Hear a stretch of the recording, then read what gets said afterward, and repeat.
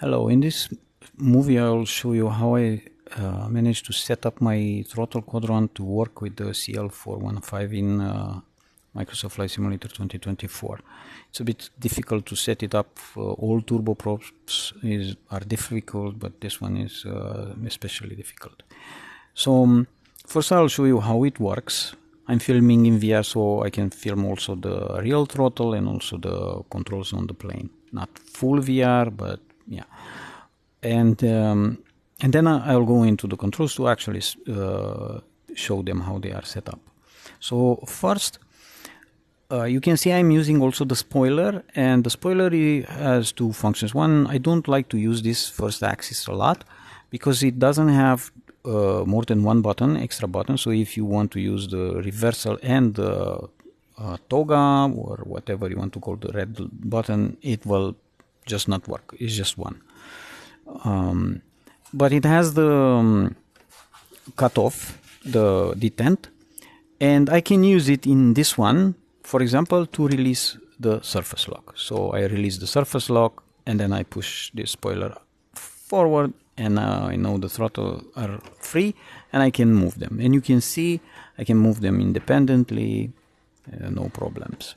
Now, if I want to go to the ground idle, so for example now I am in flight idle and I'm stopping at the detent. If I want to go to ground idle, I will just pull into the detent, and now they are in ground idle. If I want to go out, I'll go out.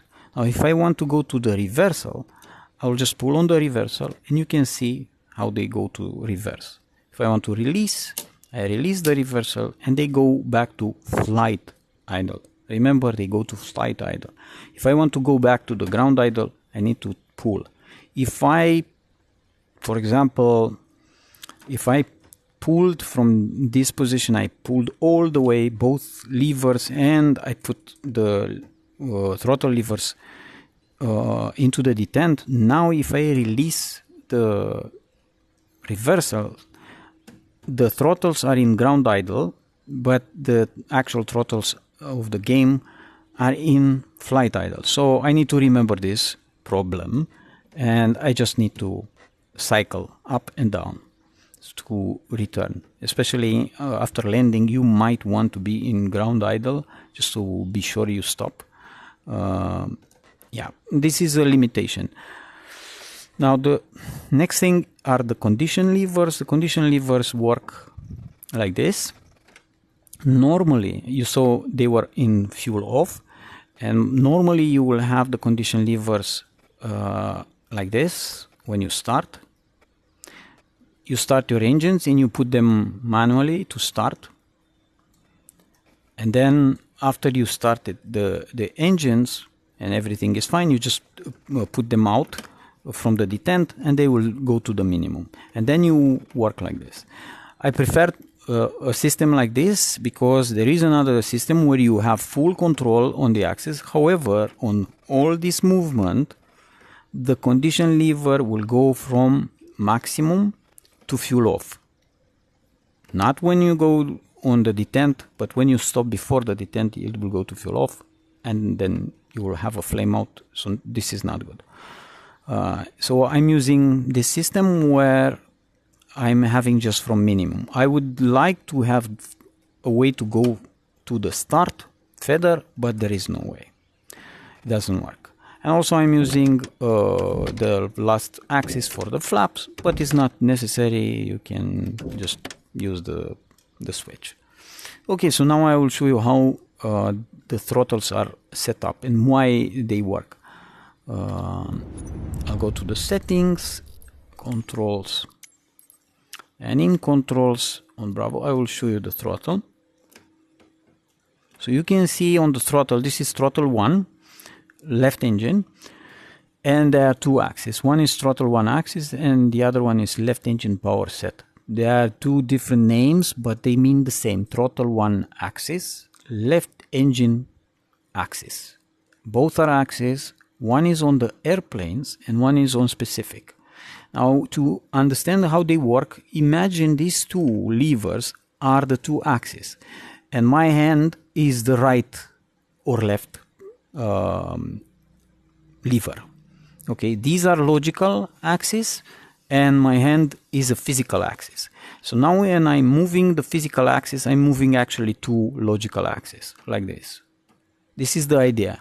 The first one, the throttle, is reverse. If you don't put it on reverse on here, then they will move, they will fight each other. But because they are not aligned. But if you put it in reverse, they will be aligned, and then they will move from 100% to 0, like this. However, let me show you what's going on afterwards. So when I want to go to the ground idle, I just pull on this, and now when I release, it will show me, but it will work when I just pull. So now it says left engine power decrease. Again, read here, it says specific. So this switch, when I pull on the detent, the switch will go only on the specific axis. The other one is not affected by this switch. And this switch, it says decrease power on the left axis. However, remember, I have one physical and two logical. And if I say with the switch decrease, it will decrease, but only to the ground idle, because this specific axis doesn't know reverse. It has only ground idle, at least for now. Hopefully they will not fix it. And when I release, it will release out. The other one, the reverse, when I use it, it says throttle 1 decrease, the airplane axis. So if the throttles are on 0, now when I use the lever, the other throttle will decrease, but it will decrease to reversal. And now they go to reversal, and they don't fight, because the function ground idle and reversal are over the 0. So they are below 0. They are like functions. They go below 0. So the throttles, they stay on 0, but now physically they move either to ground idle or to reverse.